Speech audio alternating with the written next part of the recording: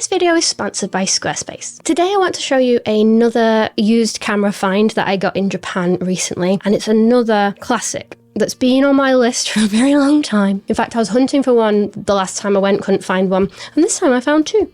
They're like buses. This is the Pentax MX-1, and my goodness, I love it, I love it, I love it, I love it, I love it. I'm going to tell you why. At first glance, you could be forgiven for thinking that this is a film camera because it has a brass top and bottom plate, much like the MX film camera range and also the ME film camera range, which I have one. Yeah!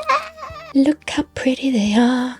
They're so pretty. I did a full film photography video on this, which I'll link in the description. It's a beautiful camera, but my cheap skate soul, give me digital any day of the week. So the Pentax MX-1 is digital. It came out in 2013, and despite the brass, it's still pretty lightweight. It's only 338 grams. This appeals to me so much because, well, one, it's very, very different, obviously. I love the look and style of it. I love how robust it is, but because I'm a big old softie, I love that it was designed to sort of scuff and get better with time, because the more that you rub the paint off the brass, you get the brass coming through. And I think it looks blooming stunning. And the idea that it'll only look better over time really appeals to me. I think it really is very timeless and very special. I mean, for context, this Sony A5000 came out at around a similar time. They're of a similar era. I know they're going for very different audiences. This was super modern at the time, but it's aged like milk, right? This looks plasticky and old and cheap. And this looks like something gorgeous. Like you would just want to pick it up and use, and it's premium and it's lovely. So love the design. And the closer you look at it,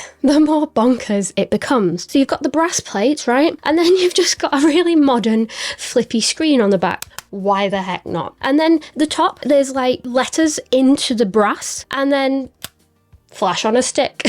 It's such a blend between modern and classic, and there isn't anything quite like it aesthetically. But looks aside, it's got loads going for it and a lot of interesting features. First of all, the MX-1 has a 1/1.7 inch sensor, so a pretty small sensor, but don't let that put you off. It pairs that with an incredibly versatile and fast lens. It has a 28 to 112 millimeter zoom lens, which is f1.8 to 2.5 at the long end. So really, really high quality and stupidly versatile. And this is what it looks like clapped, so it's very pocketable when it's closed. And then when you turn it on, it sort of pops out like a more traditional digital camera. The lens is a bit of a marvel. It has a 1 centimeter macro mode, which means you can get stupidly close, literally like the glass touches whatever you're shooting, to get some really nice macro shots. Now the focus on this bad boy is not as bad as many other cameras I've used, like the delightful Leica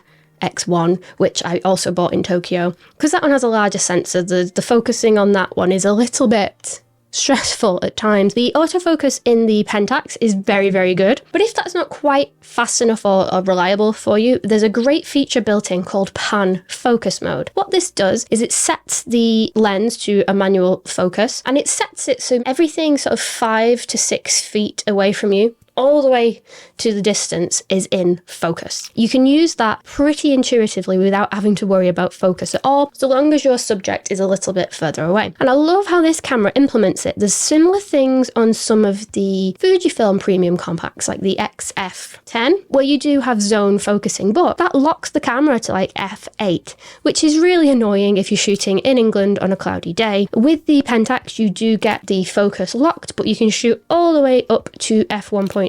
There's no restrictions on your aperture in that mode at all. Powering on is stupidly fast, and you're ready to go straight away. When you pair that with the pan focus mode, where you don't have to wait for autofocus at all, you've got a really incognito, really fast, from the hip street photography setup, which I find very interesting. But wait, of course there's more. Just like the teeny tiny marvel that is the Pentax Q series of cameras, there is a physical ND filter built into the MX-1. It's great for daytime long exposures. It's great, it even works for video. There is video as well. Don't expect miracles, but hey, I wish more modern cameras had built-in NDs, and this camera has been doing it all along. The lens itself also has optical stabilization built in, so while it is an older camera, you still get pretty decent stabilization for lower shutter speed. speeds. Nothing crazy, but it's better than not having it at all. I've been on a bit of a black and white kick at the moment. I've been falling endlessly in love with the monochrome out of the Leica X1. I think I like the black and white in the MX-1, in the Pentax MX-1, just as much, but for different reasons. If you are looking for an everyday carry that you could use as like a little monochrome monster, these two are very, very cool indeed. One, the Pentax MX-1 allows you to add the date and time onto your JPEGs, which I find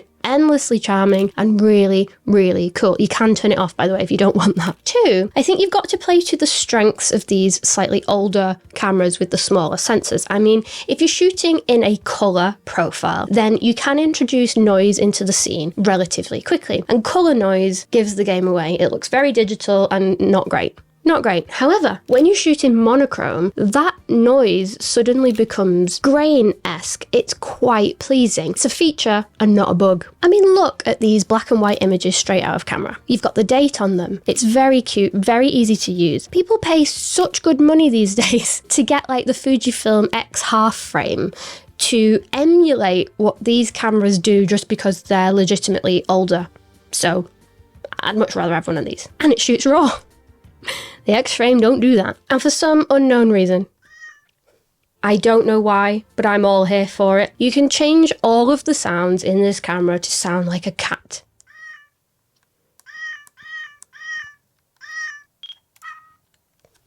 That's a thing. I need to turn it off. Oh my god. Yeah, make it stop. Completely optional, of course. So speaking of customizable JPEGs, this camera was quite before its time. You have a couple of different options, like natural, bright, vibrant, reversal film, and then the black and white, which I've been using. Vibrant one, for example, you can go in and customize it. You can even change the hue of things and the contrast as well. I love that you can create something that's a little bit more individual and unique. And a word of caution. I wrote in my notes that the grain in this camera is quite hefty. And then I realised for most of the day I was shooting with the ND filter on. It's not actually as grainy as I thought. Of course, don't expect miracles. It is a smaller censored camera, but yeah, user error, it's not that terrible. So on my quest to find a monochrome monster to shoot day-to-day life with, informal photographs that I will not edit, that's my thing at the moment because I edit everything and I just want to have a period of time where I can just take it out of camera and enjoy it. The finalists are the Leica X1 for the monochrome and this one, the MX1. I think the MX1 has a lot of things going for it. I love that the date and time is on it, and I think the zoom lens is way more versatile than the Leica, so I like them both for different reasons. So let's have a look. Tell me your preferences. This is the Leica X1 and this is the Pentax MX-1 for my monochrome project. Which do you like the look of more and why? Let me know in the comments, and I will link the other video somewhere so you can watch it after this, but don't go yet. So are the images from this crisp and clear and clinical? Probably not clinical, but they are crisp and clear, particularly in good light. You sort of get the best of both worlds, where if you're out and about shooting at daytime, you will get some lovely raw files to play with and also some nice colourful JPEGs. But then if you want character, you can just embrace the grain and enjoy the monochrome. Win-win. So the buying story of this, it's brief and funny. I was looking for ages in all the different shops for a Pentax MX-1. Over 2 years it took me to find one in store, and then I walked into a shop that had two. We had this little banged up beauty, and then there was one that was quite pristine next to it. I went to the shop person and I was like, please can I have this camera because it's like £100 cheaper than the one next to it, and I'm into that. Of course I didn't say that, like they wouldn't have a clue what I was on about. They didn't speak English. The lovely gentleman in the store, he opened the cabinet and started reaching for the pristine one. I was like, no, please give me the ugly one, that one. And he's like, you know, that one's better. And I'm just like, no, give me this one. Because, right, going back to my charm and character kick, I actually prefer that this has had a bit of life. I think the brass coming through really appeals to me more than it just looking like a normal black camera. And also it was like £100 cheaper, so yes, please. I got this camera for an oddly specific 51,182 yen, and then with the 10% tax relief, it worked out at £230. Grab B hands. Yes, they had one that was pristine for around £330, but no, I regret nothing. It works perfectly in every single way. The lens is in perfect condition. The only thing that was different was a little bit of brass showing through, which is entirely the point, in my opinion. And one more thing to point out with this camera It has a lot of crossover with the Olympus XZ2, which came out at around the same time. They share the same sensor and the same lens. And sometimes people will be like, why would you want the MX-1 when you could get the Olympus? It might be a little bit cheaper. And I'm like, one, it's an Olympus with Olympus menus. I do not wish that on anyone. And two, it's plastic. And three, it can take an EVF, but it's a massive, weird additional accessory. Not into it. You've got to follow your heart with these older purchases. Pragmatically, if just the lens and just the sensor appeals to you, then you could look and get the Olympus as an alternative, but in all other respects, the MX-1 has 10 times more charm and appeal, particularly with adding the date and the monochrome settings. For me, personally, your mileage may vary. I'm literally just putting this in the video because I know someone in the comments will go, well, actually, it's the same camera. And fine, it is. You win. You're a fellow camera nerd and I respect your hustle. But I still would much rather have the MX-1. Huge thank you to Squarespace for sponsoring this video. I've been a user of Squarespace for many years, and I love them dearly. As someone who has no web building or design background, it's so nice to just have a service that you can just absolutely trust to get everything looking nice on your behalf. They have AI features to build your website exactly how you would like it to look, right down to things like font pairings and confusing things that go way over my head, but do make a huge difference in how your brand is represented. I use Squarespace to sell my photo presets, as well as run my mailing list, but even if you just want a blog or a place to put your own photography portfolio, there's a package for everyone with Squarespace, and it really has grown with me and my businesses over time. So, if you would like to give Squarespace a go yourself and have a little corner of the internet to call your own, you should use the link in the description and the code MICRO4NERDS. You can build your website, and then when you're ready to launch, you can get a discount on your first purchase or domain. Thank you as always to Squarespace for sponsoring this video. So I'm hopelessly in love with the Pentax MX-1 and also my Leica X1, which is my other Tokyo purchase. I'm thoroughly enjoying my monochrome kick at the moment with my own personal photography everyday carry project. Let me know in the comments which you prefer. Watch the other video if you haven't already, and thank you so much for watching.